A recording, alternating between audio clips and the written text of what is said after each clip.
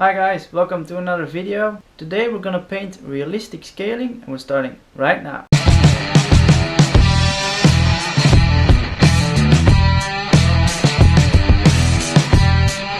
I got a blank from Lure Blanks here. This is a topwater crawler and this blank has a lot of detail, which is really nice. Also the surface is quite smooth, so that is perfect for doing your own realistic scale patterns.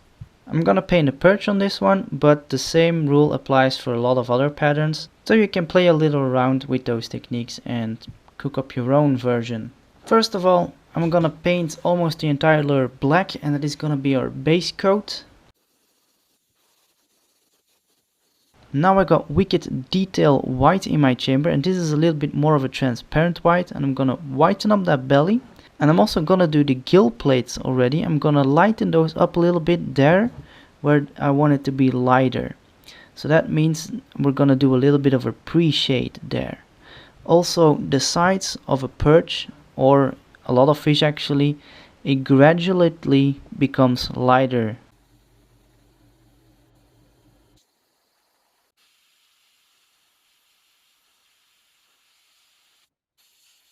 Alright, so now we have done our pre-shading. As you can see, the belly is very bright white and then it gradually becomes darker when we go up in the lure. If you don't do this and you just keep it black and you're gonna paint your scales on top of that black, it's gonna give a very high contrast and it's not gonna feel as natural as when you do this kind of pre-shading. That's the same with the gill plates. If you don't do that pre-shading, you're gonna get one color, and if you look at a fish, there is never one color there. It's always a little bit gradually getting darker or lighter in certain places.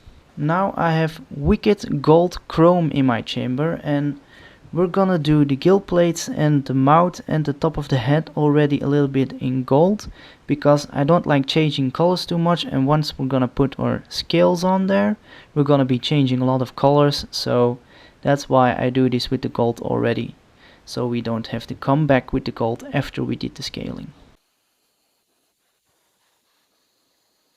So now we're gonna put our net on. I have here a net that is from a bat sponge because I really like the pattern and the size of the scales fits this lure perfectly. But also onion bags or insect nets are great nettings. There are lots of kind of different nettings you can find anywhere. I'm gonna stick to this one, but you can use whatever you want. Alright, so we got our net on there. And the most important thing here is that it's nice and tight against the body of the lure, because if you don't do that, paint is gonna go underneath and then you're gonna lose the entire effect. First I'm gonna shoot Wicked Gold Chrome just straight on there, but not with a too high air pressure and from a little bit more distance, so I do not blow anything underneath the stencil itself. So now we have layered our mid-tone. That means this is the general tone of our scales. Now this can be a silver, this can be a gold, this can be a brown. It just depends on the fish species you're going to paint, but the general rule is about the same. Now if you would look very closely at a scale, and I have a good reference picture of scales that I once painted and it's very clearly on this picture, every scale has 3 tones of the same color or about the same color. That means it starts off dark, then you have your mid-tone and it ends up a little lighter. And that means if you got those 3 tones, you're gonna get a 3-dimensional shape, because not everything reflects as much light, and something that is further away is gonna appear darker than something that is lighter. Something that is lighter is gonna appear closer by. So the end of the scale is gonna appear a little closer by, sticking out a little bit more, while the dark part, which connects to the other scale, is gonna have a little of an overcast, a little bit of a shadow, because another scale is connecting there. So that's where you're gonna get that little shadow here, and that's what we're gonna paint right now. So now we're gonna highlight the end of our scale. So I got Wicked Detail Yellow in my chamber, and we're gonna spray only in one direction. We're gonna shoot from the front to the back of the lure. And why is that? If we shoot from the front to the back of the lure, we're only gonna fill in those back pockets of the scale. We're not gonna shoot any paint in the front of the scale because it's gonna skip over there because of the stencil. And that's how we only paint the back of the scales. So don't use a too high air pressure, don't use a too high air pressure, and don't shoot from too close, just gradually from the front to the back. And now I got moss green in my chamber, wicked detail moss green, and we're gonna shoot from the opposite side now. So we're gonna darken the beginning of every scale, and that's gonna create our shade or overcast, or it's gonna give depth to every scale. And we're gonna use the same technique, so not too much air pressure and shoot from a little bit of a distance.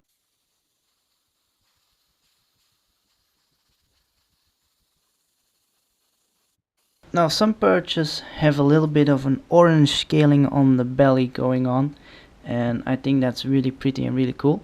So I got some Vallejo hot orange here in my chamber, which is just a really easy paint to spray, and I'm gonna do the same technique from the back to the front with a little bit of orange on that white belly, just to create some of those orange scales.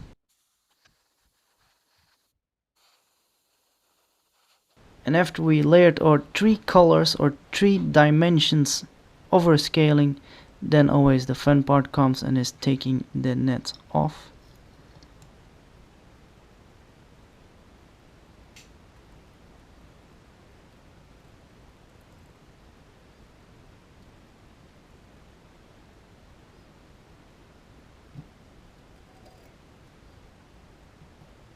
And as you can see, we created a beautiful, realistic scaling pattern,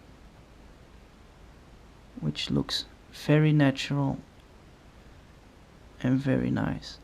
Now I got some detail green in my chamber, and I'm just gonna darken the top of those gill plates a little bit more. Alright, now for the back and the striping, I'm gonna create a very transparent black. So I'm gonna take wicked detail black. Alright, now we're gonna darken the back a little bit with that black.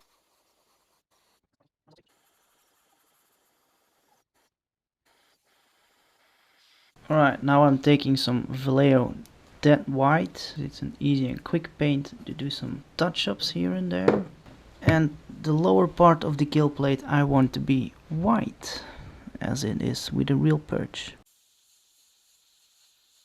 And also on the end of that lip I'm gonna do a tiny bit of white, just to brighten it up a little bit, create a little bit more of a contrast between those things. Now, and to make this lure pattern totally interesting, I am gonna apply a little bit of our glue, and then I'm gonna foil that with a little bit of golden foil.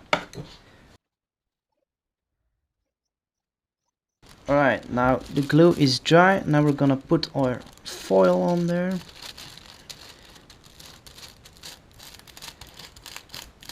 And I'm just gonna gently rub it on there.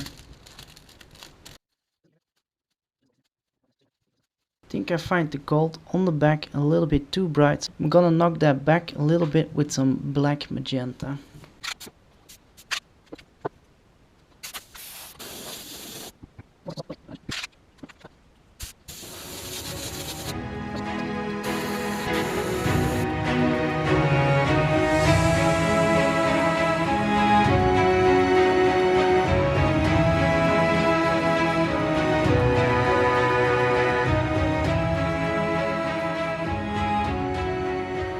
Alright, our lure is finished, and as you can see on the back, the gold shines through whenever it hits the light, or else the back is just black, which is really cool. Also the gold on the sides blend in a little bit with the scales, so when the light hits it, the gold becomes very visible, but when it doesn't hit the light, the scale pattern is a little bit more visible. Also the scales on the belly, I really love those. Those look really cool. I never did that before on a perch pattern, and I'm sure I'm gonna do it a lot more because yeah, it just really looks really cool and it's very simple to do. So as you can see, realistic scales is not that hard. It's just, it takes a little bit of practice and layering your colors right. As always guys, I will leave a link in the description below for all the materials and paints that I used to make this lure. If you like to see more videos on realistic scaling, then I have a few more videos for you right here. Thank you guys for watching and see you next time. Bye bye.